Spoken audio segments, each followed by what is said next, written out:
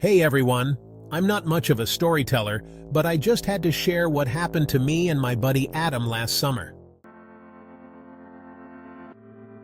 We decided to go hiking in this forest near a small village. We'd heard it was a beautiful place with all these trails and wildlife. It was supposed to be one of those trips where you just get away from everything, you know? No phones, no people, just nature. But somewhere along the way, we must have taken a wrong turn. The trail started to fade, and before we knew it, we were deep in the forest with no idea where we were. The trees were thick, and it got dark quickly. We tried to retrace our steps, but nothing looked familiar. I could feel the tension growing between us. We were lost, and the sun was starting to set. After what felt like hours of wandering, we stumbled upon this old house. It looked like it had been abandoned for years. The wood was rotting and the windows were broken. But at that moment, it seemed like a place to rest and figure out our next move. As night fell, the atmosphere in the house changed. It got colder, and the shadows seemed to move on their own. Adam tried to make a fire in the old fireplace, but the wood was too damp.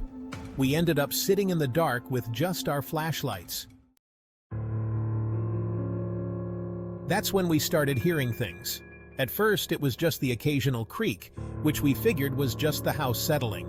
But then there were whispers, low, almost inaudible at first, but they grew louder. Adam and I looked at each other, trying to convince ourselves it was just the wind. But then we heard footsteps upstairs. Heavy, deliberate steps, like someone was walking around. We froze, listening.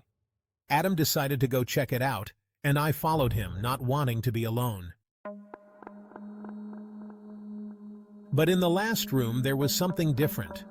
A small, old-fashioned bed with a torn mattress and a dresser. On the dresser was an old photograph. It was a picture of a woman, dressed in what looked like early 1900s clothes. Her eyes seemed to follow us, and I felt a chill run down my spine. Adam brushed it off, saying it was just an old photo. We laid down on the floor, using our backpacks as pillows. The whispers started again, louder this time. It felt like they were all around us. I closed my eyes, trying to block them out. I must have dozed off at some point because I woke up to Adam shaking me. His face was pale, and he was sweating. He said he saw something. A woman standing at the foot of the stairs, just staring at him. He blinked, and she was gone. I told him it was just a dream, but I wasn't so sure. Adam picked up the photograph, and that's when we heard a scream. A blood-curdling scream that echoed through the house. We ran downstairs, but the front door was slammed shut. No matter how hard we pulled, it wouldn't budge. Then, out of the corner of my eye, I saw her. The woman from the photograph, standing in the doorway. Her eyes were empty, and her mouth was open in a silent scream. She started moving towards us, and I felt this intense cold wash over me. Adam grabbed a chair and tried to break the window, but it wouldn't break. The woman kept coming closer, and I could feel this overwhelming sense of dread. Adam shouted at me to run, but I couldn't move. I was frozen in place. She reached out, and everything went black. I don't remember much after that.